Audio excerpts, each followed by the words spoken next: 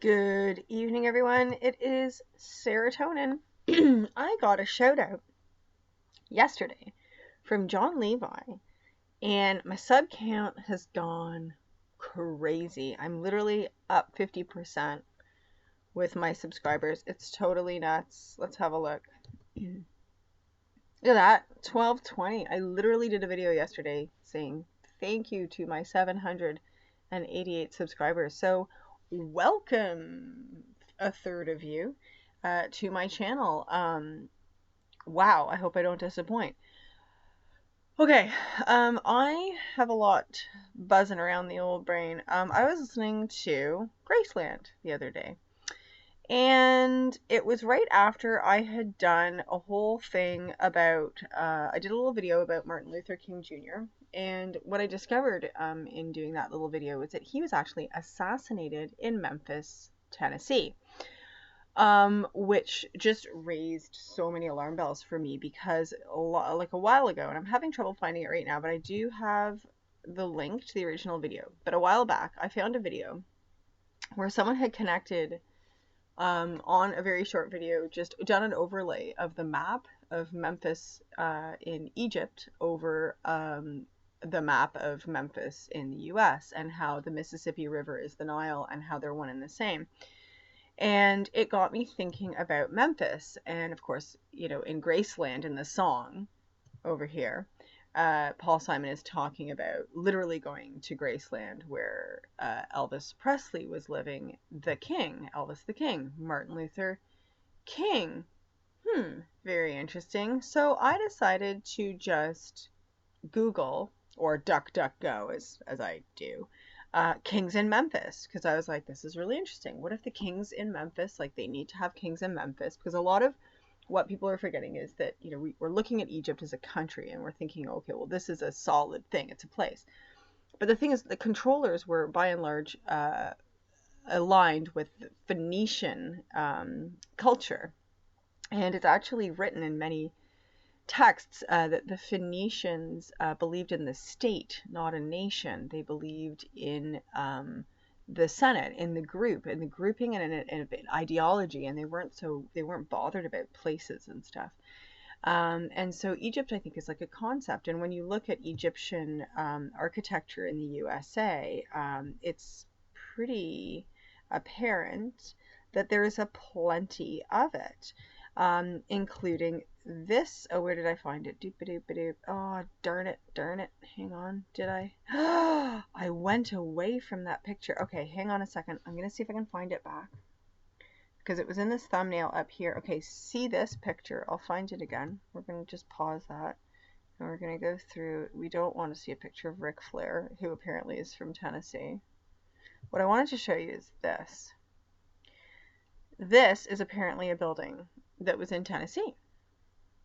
Well, what? Right? I mean, so nuts. Anyway, going back to kings in Memphis, I did really want to, okay, in my video that I did about Martin Luther King, I had talked very briefly about the FBI admitting that they were responsible for his death. And so I'm going to add that to the description box below, to the links for that. I'm not going to get into it right now.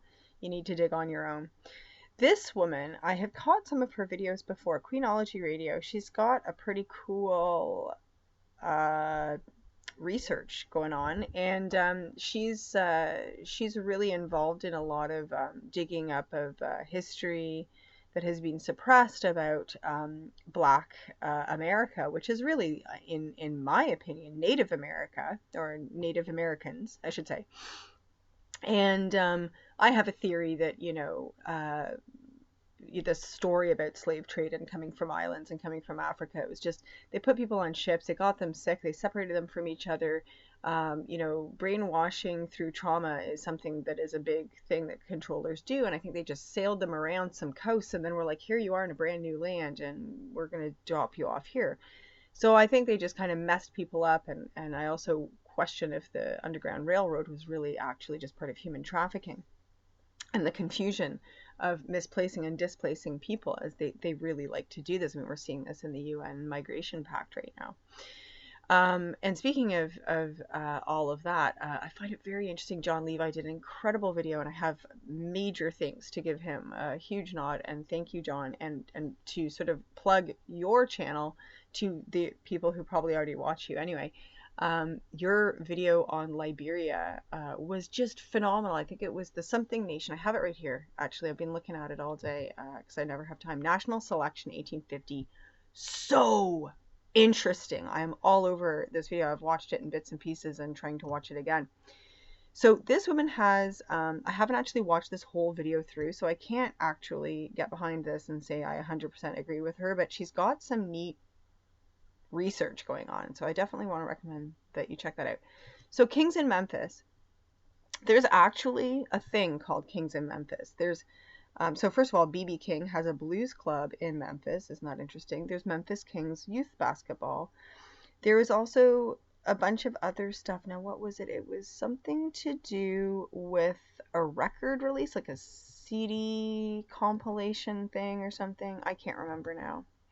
Anyway, then I started getting into the old Elvis Memphis thing and, kind of got bored of that angle. So I decided to leave that. Now, where else? I think I feel like I've got... Oh, that's for another day. Dudes.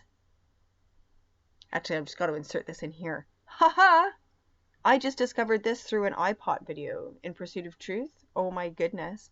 Now, the problem is that when you actually read down here, there's all this absolute just ridiculousness, which makes you sort of question the validity of this. But this is all over the place. You got to read this. I'm including this. I'm so sorry it kind of snuck into this.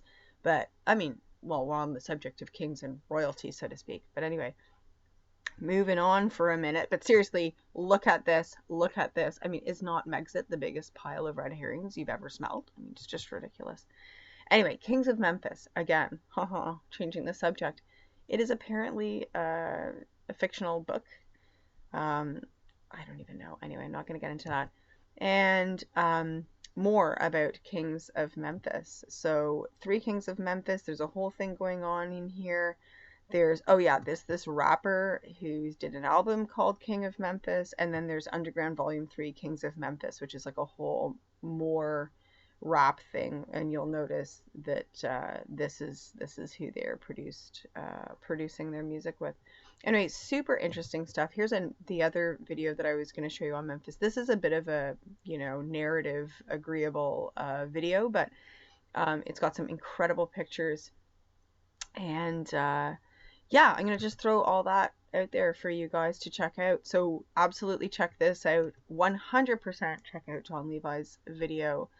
And I will leave you the links to all of this stuff, because there's something neat about Egypt and Memphis and kings and pharaohs and USA and where people are coming from and where they're going to and stuff. It's just phenomenally interesting. Anyway, just going back to this is just mind-blowing, and it involves the UN, and it involves a type of forced migration, which changed a narrative.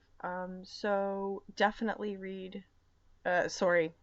watch this one, and I've given you lots to read up on in all these links too. So again, John Levi, thank you so much, and everybody, welcome to my channel, and I hope you guys are having a fantastic day, and I'll talk to you soon. Bye.